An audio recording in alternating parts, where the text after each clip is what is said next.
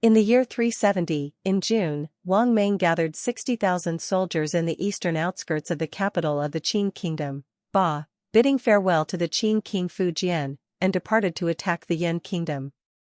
Fu Jian expressed his intention to personally lead the army eastward afterward. However, Wang Meng confidently replied, "To sweep away the remnants of barbarians is like a strong wind sweeping fallen leaves. Your Majesty need not endure the hardship of the journey. Just issue orders for the relevant departments to prepare housing in advance for the captured officials and nobles of Yan." Fu Jian was greatly pleased. The Prime Minister of the Yan Kingdom, Ping, led 300,000 elite soldiers to resist the Qin army. Faced with an opponent 5 times their size, Wang Meng showed no fear. The Qin army divided into 2 routes, with Wang Meng leading troops to take the southern route, capturing Huguan in one stroke, and capturing Morongyu, the prince of Nan'an of the Yan Kingdom. All the counties and cities they passed surrendered without exception. In the northern route, Yong'an attacked Jinyang. Due to the strong defenses and the large number of defenders in the Yan Kingdom, they were unable to capture it for 2 months. Wang Meng then personally led a portion of his troops to rush to Jinyang.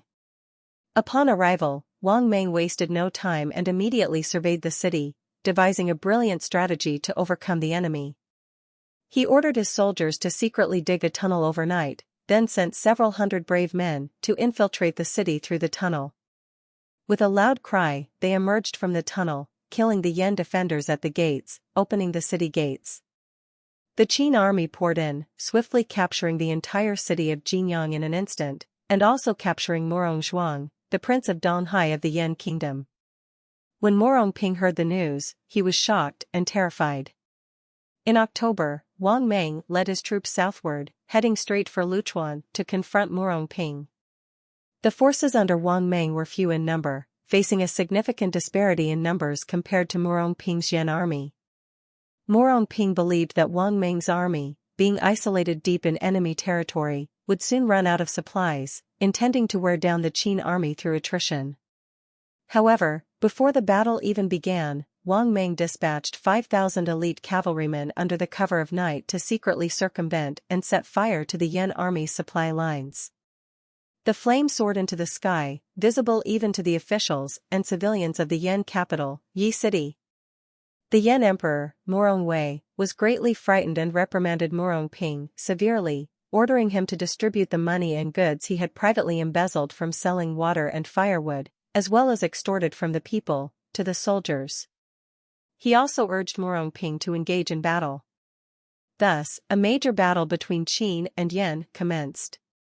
On October 21, Wang Meng dispatched the senior general Suqing to scout the Yan army's deployment, instructing him to return with a report by noon. However, Suqing did not return until dusk.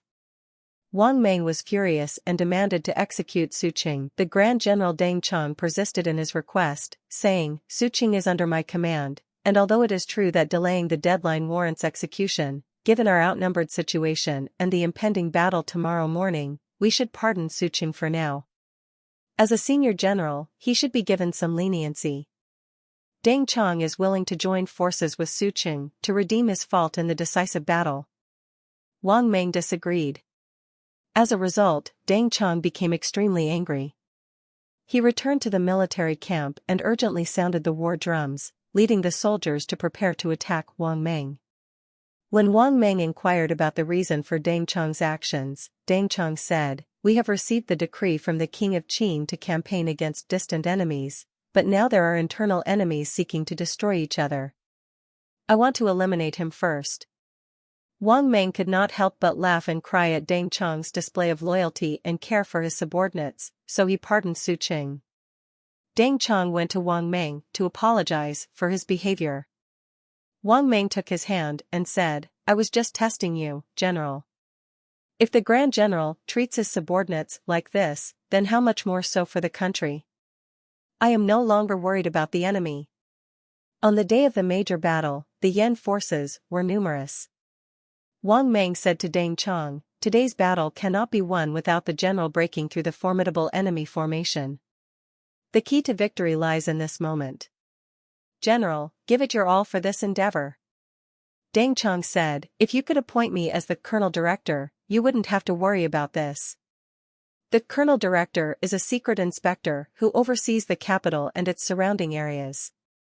With the Emperor's support and trust, their authority is considerable. Wang Meng felt hesitant and said, "That's beyond my authority. However, I will definitely appoint you as a marquis overseeing a stabilized region with over 10,000 households as your fief." Deng Chong, unhappy with the situation, ran back to his tent and fell into a deep sleep with his head covered. Seeing no other choice, Wang Meng rode his horse to Deng Chong's tent and agreed to appoint him as the Colonel Director as requested. Deng Chong was overjoyed and immediately jumped up.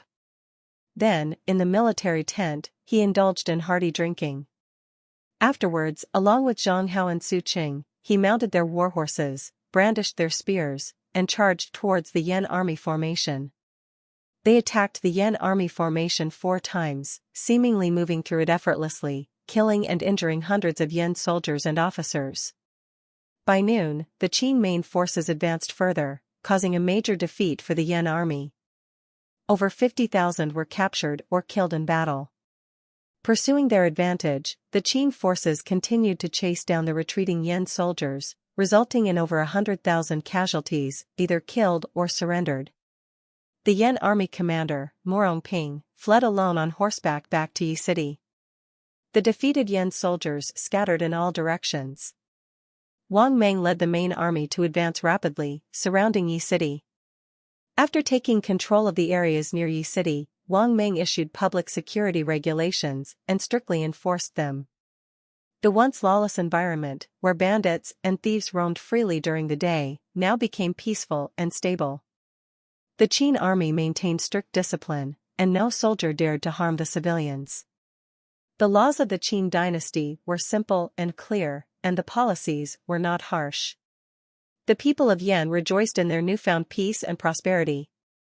They praised each other, saying, "We didn't expect to see Prince Taiyuan, Morong Ku, a deceased senior official of former Yan, again today."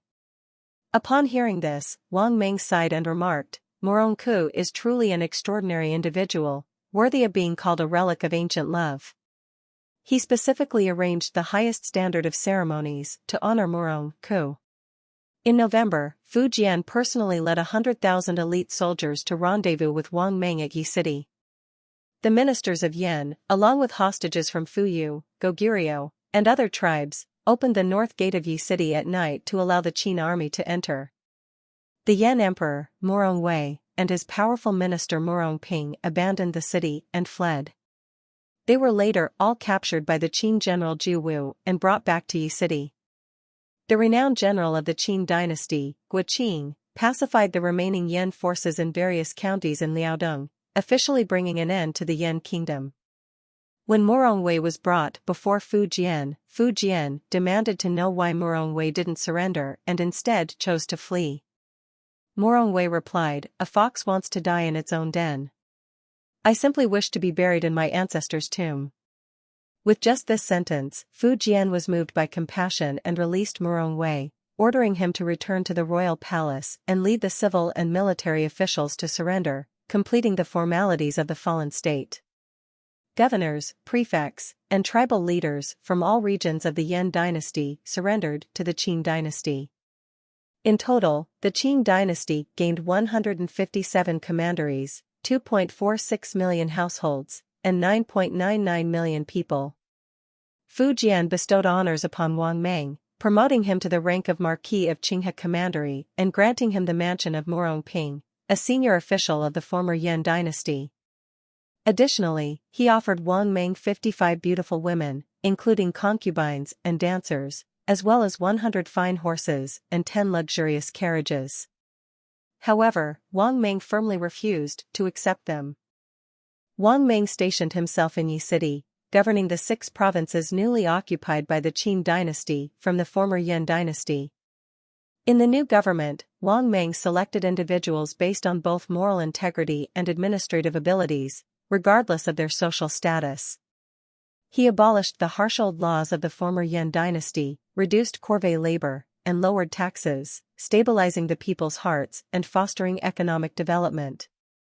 This led to the stabilization of post-war life for the people and the rapid restoration of social stability, allowing the people to live and work in peace and contentment.